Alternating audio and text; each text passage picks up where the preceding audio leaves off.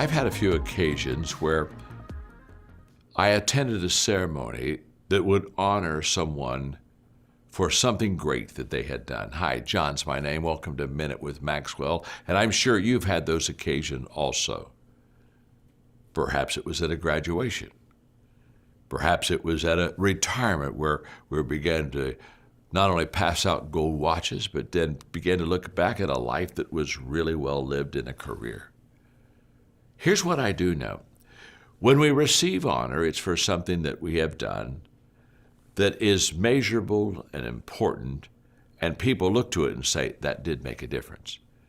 I hope every one of you have had the opportunity, or will have soon the opportunity, of being honored for something with someone because you did something. But here's what I know. In the meantime, while you may be waiting for your day of honor, live each day working on respect. You see, respect is something I'm doing today that will give me honor tomorrow. So I want the respect of people today even more than I want the honor from people of yesterday. Now, you want them both, but I can tell you, you live a lot of good days and you treat those days and people with respect. And you do good works. And if they respect you along the way, your day of honor is coming. My name's John. Thanks for being with me today on Minute with Maxwell.